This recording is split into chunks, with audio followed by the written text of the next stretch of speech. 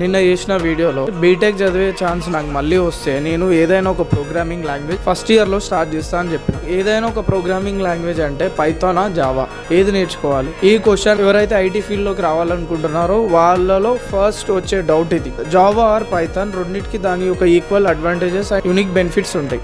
Current booming domains తీసుకుంటే AIML, data scientist roles ఉన్నాయి. దీంట్లో ఎక్కువగా యూజ్ చేసేది పైథాన్. ఎందుకంటే ఆ పైథాన్ కి వాటి యొక్క లైబ్రరీ అడ్వాంటేజ్ ఉంటుంది. Libraries like pandas, నంపై, tensor flow ఇలాంటి లైబ్రరీస్ ఉండడం వల్ల డేటా అనలిటిక్స్, ఏఎంఎల్ రోల్స్ లో ఎక్కువగా యూజ్ చేస్తాం.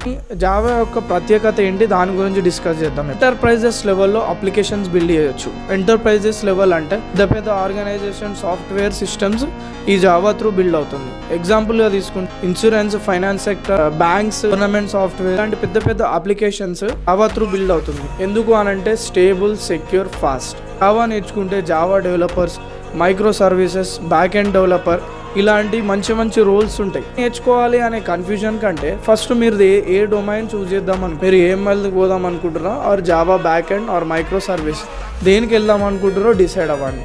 అది పక్కన పెట్టేస్తే ఏఎంఎల్ ఎలా అయితే బూమింగ్లో ఉందో జావాలో తీసుకుంటే మైక్రో సర్వీసెస్ అని ఉంటాయి. దానికి కూడా హ్యూజ్ ప్యాకేజెస్ ఆఫర్ చేస్తున్నారు. సో దేనికైనా దాని యొక్క ఈక్వల్ అడ్వాంటేజెస్ ఉంది. ఏది నేర్చుకోవాలని టైం వేస్ట్ చేయడం కన్నా ఫస్ట్ ఏదో ఒకటి స్టార్ట్ చేయండి. ఫస్ట్ మీరు స్టార్ట్ చేయడం ముఖ్యం. ఇంకా మీకు డౌట్స్ ఉంటే కామెంట్ సెక్షన్ లో అడగండి. పేజ్ మళ్ళీ మీ ఫీడ్ లోకి వస్తుందో రాదో ఫాలో చేసి పెట్టుకోండి.